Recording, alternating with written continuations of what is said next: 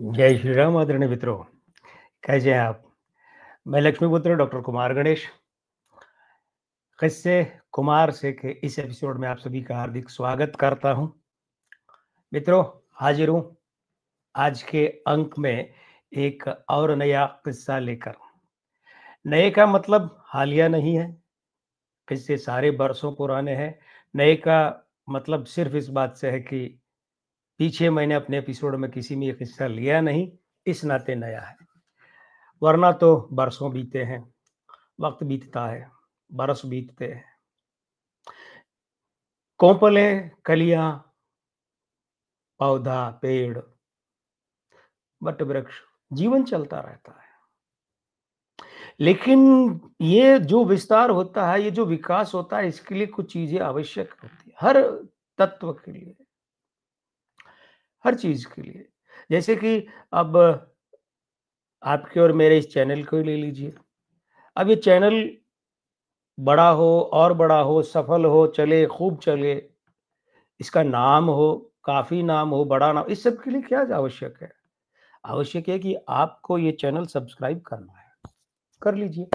अगर अभी भी नहीं किया है तो कर लीजिए और साथ ही साथ में घंटी का चिन्ह भी दबाइए और इस वीडियो के लिंक को अधिक से अधिक साझा कीजिए। अब मैं आपसे साझा करने जा रहा हूं आज का किस्सा। ये जो शीर्षक है, शीर्षक का पहला शब्द है, ये पूरा नाम नहीं है, नाम का एक हिस्सा है। रफी। रफी साहब माने मोहम्मद रफी। अब इतना कहने के बाद में सिनेमा जगत या हिंदी संगीत का जो मामला है, हिंदी फिल्मी संगीत का मामला, इसमें से कोई भी आदमी ये नहीं कहेगा मैं नहीं जानता, मैं नहीं जानता, ऐसा नहीं कहेंगे। सब जानते हैं, कितने बड़े कलाकार थे, कितने बड़े गायक थे। रफी साहब ने ज्वार भाटा में, जो कि दिलीप कुमार की भी पहली फिल्म थी, वहां से शुरू किया और जो आखिरी फिल्म रिकॉर्डिंग के हिसाब से देखें, रिलीज के हिसाब से तो 2-3 फिल्में आगे पीछे हैं। तो आखिरी रिकॉर्डिंग जो उनकी थी वो थी जे ओम प्रकाश की फिल्म थी वो, आस-पास, धर्मेंद्र, हेमा मालिनी, प्रेम चोपड़ा।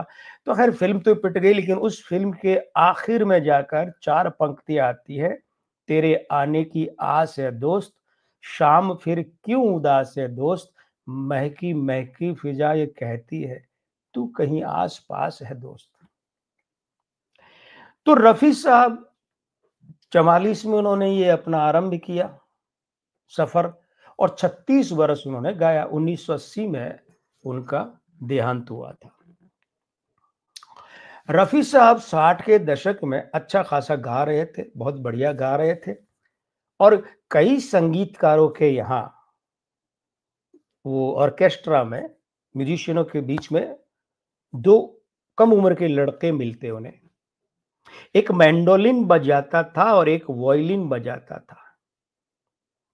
हालाँकि ये दोनों लड़के और भी साज बजाने में माहिर थे, उस्ताद थे।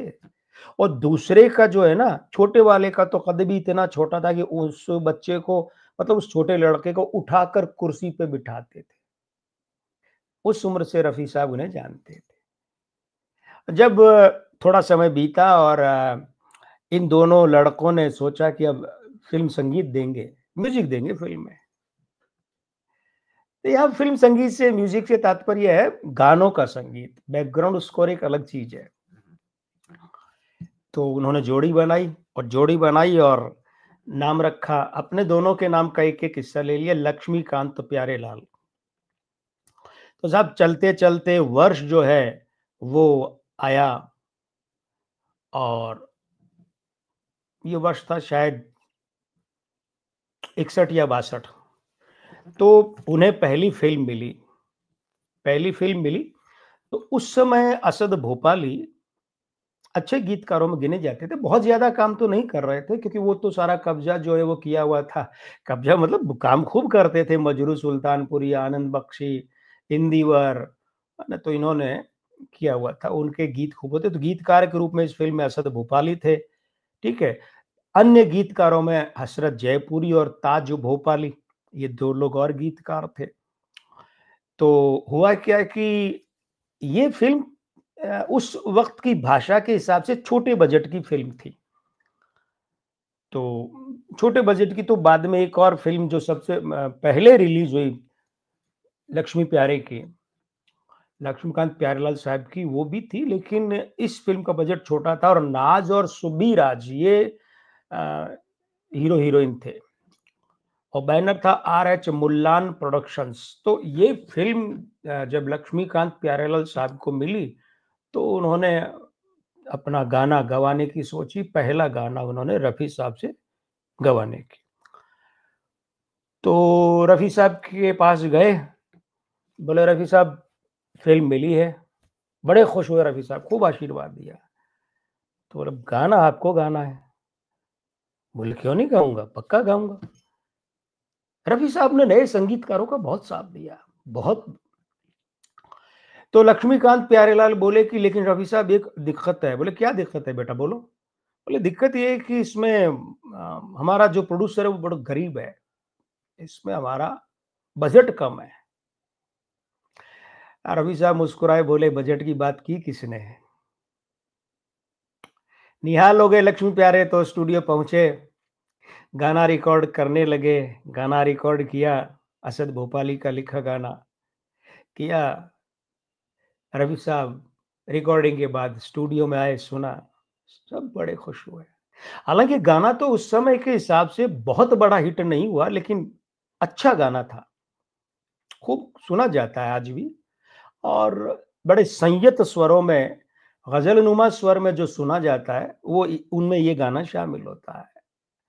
मार्केट में उस समय बड़ा उठाव इसे नहीं मिला, लेकिन ख़ैर गाने की रिकॉर्डिंग हो गई और ₹1000 उस समय प्रोड्यूसर से लक्ष्मीकांत प्यारेलाल ने रफ़ी साहब के लिए लिया।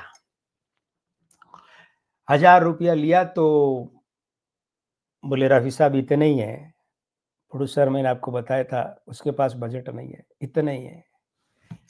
रफ़ी साहब ने सिर पे हाथ फेरा और उनमें से 5-500 रुपए, अभी मैं ज़िक्र कर रहा हूँ तो मेरे रोंगटे खड़े हो रहे हैं, सिहरन आ रही है, भय वाली नहीं, एक अद्भुत आनंद वाली। बोले क्या लोग थे, कहाँ गए वो लोग? तो 5-500 रुपए, ₹500 लक्ष्मीकांत जी को दिए, ₹500 प्यारेलाल जी को दिए और सिर पे हाथ फेर के कहा, "मेरा आशीर्वाद है ये तुम रखो।" बोले, "रफ़ी साहब आपके?" बोले, "नहीं, ये तुम रखो, ये मेरा तुम्हें आशीर्वाद है, लेकिन एक बात और कहूँगा, कभी अलग मत होना, जोड़ी मत तोड़ना, बनाए रखना।" रफ़ी साहब का ये आशीर्वाद जो मिला, इस आशीर्वाद की मर्यादा लक्ष्मीकांत प्यारेलाल जी ने हमेशा बनाए रखी। 25 मई 1998 को लक्ष्मीकांत जी का देहांत हुआ, तब तक ये जोड़ी बनी हुई थी। बनी हुई आज भी है, प्यारेलाल जी उन्हें अपने साथ अनुभव करते हैं, लेकिन वो ऐसे वो क्रियात्मक रूप से तब तक अलग नहीं। बीच में 4 मौके ऐसे आए थे कि जब 2 फ़िल्में अकेले लक्ष्मीकांत जी ने कंपोज़ की थी और 2 फ़िल्में अकेले प्यारेलाल जी ने कंपोज़ की थी और जहाँ तक मुझे सही याद है, गलत होगा तो मैं करेक्शन करूँगा कि किशोर कुमार साहब के साथ जो पहला गाना एलपी ने गवाया था किशोर कुमार को, वो फ़िल्म थी मिस्टर एक्स इन बॉम्बे, उसका जो सारा संगीत है वो दिया था लक्ष्मीकांत जी ने। उसके बाद में मेरे हमदम, मेरे दोस्त, शर्मिला शर्मिला टैगोर और धर्मेंद्र की, उसका फिर लक्ष्मीकांत जी ने दिया। लेकिन उत्सव फ़िल्म और सुर संगम, इन दोनों का प्यारेलाल जी ने दिया, मगर अलग होकर नहीं दिया। प्यारेलाल जी ने एक इंटरव्यू में कहा था कि हम मतभेद के कारण हमने ऐसा नहीं किया, हम इसीलिए हमने ये अलग-अलग फ़िल्में की, हम देखना चाहते थे, देखिए हमारी इंडिविजुअल व्यक्तिगत धार कुंद तो नहीं हो गई है। और आप देखेंगे रफ़ी साहब का दिया ये आशीर्वाद कैसे रहा कि रफ़ी साहब से एलपी ने 379 गाने गवाए। वैसे तो तूफान शंकर जयकिशन के साथ माना जाता है रफ़ी साहब का, लेकिन उनके साथ भी इतने गाने नहीं थे रफ़ी साहब के। एलपी के लिए 379 गाने गवाए, ठीक है? और ये कोई भी निर्देशक द्वारा रफ़ी साहब के सर्वाधिक गाने थे, ठीक है? अब ये ध्यान दीजिएगा, मेरे कहने का मतलब है कि किसी भी संगीतकार ने इतने ज़्यादा गाने रफ़ी से नहीं गवाए, 379 जितने लक्ष्मीकांत प्यारेलाल ने गवाए। अब ये बात है कि रफ़ी साहब के अलावा किशोर कुमार ने एलपी के लिए 402 गाने गाए। तो रफ़ी साहब की बजाय किशोर कुमार साहब ने एलपी के लिए ज़्यादा गाए, लेकिन रफ़ी साहब से सबसे ज़्यादा गाने एलपी ने गवाए। और यहाँ तक कि मैं आपको बता ही चुका हूँ कि लक्ष्मीकांत प्यारेलाल साहब के जीवन की क्षमा कीजिएगा, रफ़ी साहब के जीवन की जो अंतिम रिकॉर्डिंग है, वो 4 पंक्तियाँ, वो भी लक्ष्मीकांत प्यारेलाल साहब ने ही रिकॉर्ड की थी। वो भी उन्होंने ही गवाई। अद्भुत आशीर्वाद, अद्भुत आत्माओं का, कितने बड़े लोग थे और कितने बड़े लोग आज भी प्यारेलाल जी के रूप में मौजूद हैं। फिर कभी बात करेंगे इन और महान लोगों की, ऐसे ही महान लोगों की, इन्हीं की भी बातें करेंगे आप और मैं। लाऊँगा और किस्से आपके मेरे हिस्से, लेकिन मेरे हिस्से में एक बात तो आपकी बनती है कि अगर अभी भी आपने चैनल सब्सक्राइब नहीं किया है तो कर लीजिए। आशीर्वाद दीजिए इस चैनल को।